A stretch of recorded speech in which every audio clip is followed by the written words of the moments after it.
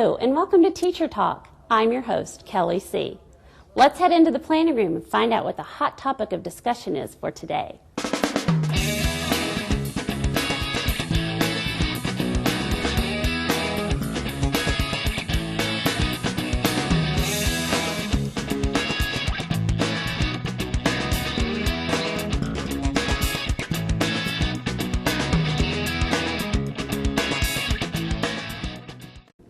I'm often asked from parents and family members of students with disabilities about information to help their child navigate through the public education system.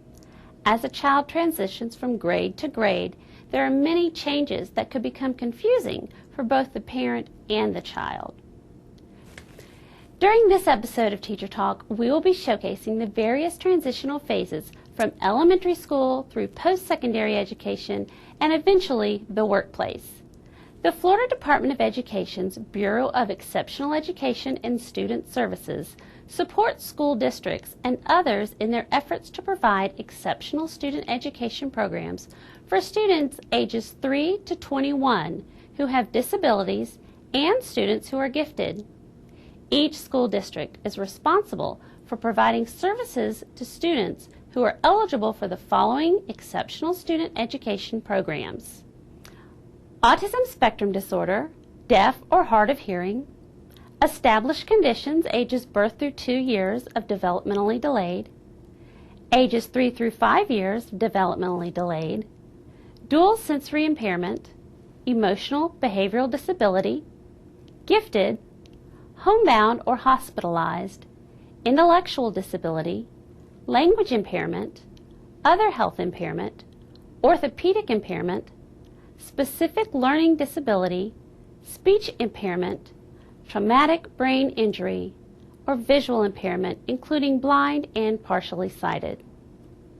School districts and schools develop their own programs to serve their students in the most effective way possible. The Bureau provides training to school staff, district administrators, and others on important issues in current instructional practices, gives the districts information on state and federal law relating to the education of exceptional students, monitors the district's compliance with those laws, helps resolve conflicts between school districts and families of exceptional students, and provides any other technical assistance school districts need. In addition, the Bureau's Resource and Information Center provides many materials to help parents understand their child's exceptionality, their child's right to a free, appropriate education, and the process and activities that are involved in the exceptional student education. This information can be found at www.fldoe.org/ESE. The Agency for Persons with Disabilities may be able to offer some resources for parents as they learn to transition through the educational process, particularly when it comes to employment needs. Project 10. The mission of Project 10, Transition Education Network, is to assist Florida school districts and relevant stakeholders in building capacity to provide secondary transition services to students with disabilities in order to improve their academic success and post-school outcomes. Project 10 serves as the primary conduit between the Florida Department of Education, specifically the Bureau of Exceptional Education and Student Services, and relevant school district personnel in addressing law and policy, effective practices, and research-based interventions in the area of transition services for youth with disabilities. Family Network on Disabilities. The mission of the Family Network on Disabilities is to ensure through collaboration that individuals have full access to family-driven support, education, information, resources, and advocacy, and to serve families of children with disabilities birth through 26 years of age who have a full range of disabilities described in Section 6023 of IDEA. The Florida Alliance for Assistive Services and Technology, through support from the Florida Department of Education's Division of Vocational Rehabilitation, has just completed research and development of a comprehensive 14-page general self-help resource guide to assist students with disabilities who are not in special education but are eligible to receive reasonable accommodations and auxiliary aids and services pursuant to Section 504 of the Rehabilitation Act and the Americans with Disabilities Act. As with many other FAAST self-help resource guides, this guide is available on the FAAST website. This guide was created to foster cooperation between public school officials and parents, family members, caregivers, guardians, and other advocates as they work together to meet the needs of students with disabilities.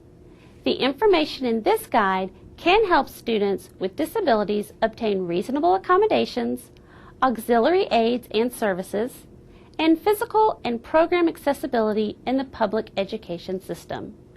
The information will also be beneficial with transition planning that can lead to post-secondary education and/or employment.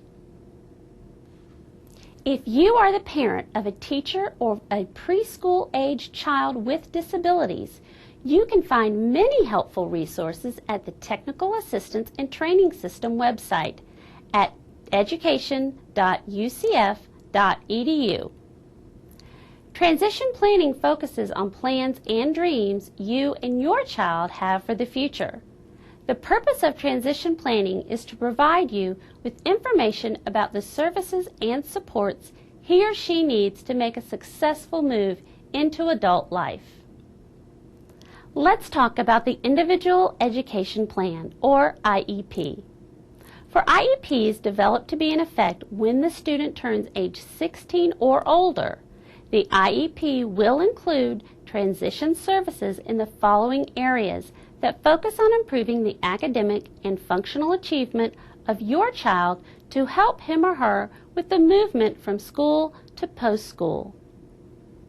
Formal instruction, home or community including community-based instruction, travel training, academic and career technical education courses, self-determination and self-advocacy training, and extracurricular activities. Related services would be transportation and developmental, corrective, and other support services that help the student benefit from instruction. Community experiences would include participating in activities outside the school building, including community activities such as recreation, using public transportation, and shopping.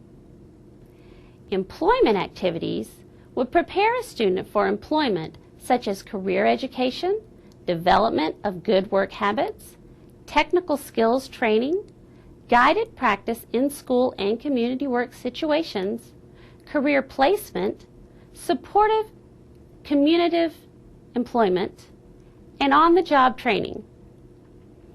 Post-school activities would include adult living preparation for important adult activities that are done only occasionally, such as those necessary for living and participating in the community, including renting an apartment, paying bills, filing for insurance, voting, and getting along with others. If appropriate for your child, the IEP team will also identify needed transition services in the following activity areas, including daily living skills, activities that teach your young person to manage daily personal needs, like preparing meals, grooming, budgeting, etc., as independently as possible. Functional vocational evaluations would include evaluations that collect information on your young person's career interests and aptitudes. Transition services may be addressed through the development of measurable annual goals or short-term objectives, or in other sections of the IEP. An IEP team should create connections or linkages with agencies that can provide services for your young person after he or she leaves school. Depending on your student's needs, key agencies may include the Division of Vocational Rehabilitation, the Florida Department of Education, the Agency for Persons with Disabilities, mental health programs through the Florida Department of Children and Families, the Florida Department of Education's Division of Blind Services, college or universities, career and technical vocational schools, leisure and recreation service providers, medical, health, or mental health service providers, other community-based organizations, and providers of services to adults. The IEP team must make an initial diploma decision at the IEP meeting during your child's 8th grade year or during the school year of your young person's 14th birthday, whichever comes first. The diploma decision may be changed at any time through an IEP meeting if necessary. IEP teams should consider diploma options in the following order according to the student's needs and abilities. First, standard diploma. Next, special diploma option 1, and then special diploma option 2. Depending on the diploma option selected, some students may need to spend more than 4 years in high school. A student with a disability has the right to stay in school until age 22 or until the student earns a standard diploma, whichever comes first. Students pursuing a special diploma will complete alternate graduation requirements as identified by their local school district student progression plan. Special diploma option 1. The requirements for a special diploma under option 1 are as follows. The student must meet school district requirements, including earning the minimum number of course credits determined by the local school board. Please note that students who have been identified as visually impaired or speech impaired are not eligible for a special diploma unless they also have another identified disability. Special Diploma Option 2. The student fulfills an individually designed graduation training plan that includes employment and community living skills, meets related measurable annual goals or benchmarks or short-term objectives or benchmarks, and maintains employment for at least 1 semester. The requirement for a special diploma under Option 2 are as follows. The student must be successfully employed for at least 1 semester at or above minimum wage. The student must achieve all annual goals or short-term objectives or benchmarks related to employment and community competencies in the graduation training plan. The student must show mastery of competencies in his or her employment and community competency training plan. The student must meet district school board requirements. Employers, adult education programs, career centers, the military, colleges, and universities all accept a standard diploma. However, the military, colleges, and universities usually do not accept a special diploma, particularly for degree-seeking programs. So a special diploma may limit your young person's options in post-school adult life. For this reason, the standard diploma should be the starting point for IEP teams when making the diploma decision. When in doubt, IEP teams are encouraged to choose the standard diploma. Here are some questions the IEP team should consider before making that diploma decision. Can your young person learn the skills required to meet the next generation Sunshine State standards? What accommodations for classroom work and tests does your young person need to meet the next generation Sunshine State standards? What modifications in course requirements does your young person need? Can your young person earn the credits and grade point average required to earn a standard diploma? Can your young person pass the FCAT? What are the district's requirements for the special diploma? If your young person cannot meet the requirements for a standard diploma, is he or she going to work towards special diploma option 1 or special diploma option 2? As you can see, it's important to make the diploma decision carefully. However, the decision can be changed if it turns out to be wrong for your child. So if it is not clear whether your young person will be able to meet the requirements for a standard diploma, the IEP team may decide to have your young person try, and if he or she is not able to meet the requirements, change to a special diploma at a later time. If there is a chance that your young person will be able to earn a standard diploma, he or she should at least begin by working toward a standard diploma. With careful planning and monitoring of progress, most students with disabilities are able to earn either a standard diploma or a special diploma. However, some students complete the required courses but are not able to meet the other requirements for a standard diploma or a special diploma. These students may receive one of the following types of certificates, which are not high school diplomas. Certificate of Completion with College Placement, Test Eligible. Certificate of Completion, Special Certificate of Completion. The Individuals with Disabilities Education Act, or IDEA, specifies that a free, appropriate public education must be available to all students with disabilities who have not reached age 22 or who have not earned a standard diploma. If a student graduates with a special diploma, a certificate of completion, a special certificate of completion, or GED, and has not reached age 22, the school district must make FAPE available to the student at the student's option until the student's 22nd birthday or until he or she earns a standard diploma. School districts may elect to offer many programming options for adult students. These options may be offered in a variety of settings, including a high school campus, a special center, an education for adult center, a career center, community college, state college, university, or community-based organization.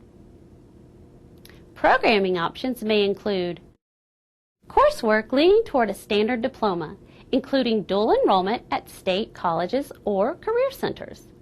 Coursework leading toward a special diploma, which may include community-based instruction and community-based employment training. Career workforce education programs, co-enrollment in adult general education to earn credits toward a standard diploma, GED preparation courses, specialized programs for adults with disabilities, other programs developed by local school districts that enable a student to meet graduation requirements. As you can see, there is a lot of information out there to help your child transition through the education process. However, knowing where to go and what to ask for are key to your child's success. We each play an active role in helping your child succeed. I hope this information is useful to you, and if you should have specific questions not addressed on today's show, please feel free to reach out to either the Department of Education or to your local school district. Remember that communication is key. We'll be watching for more hot topics to chat about next time on Teacher Talk.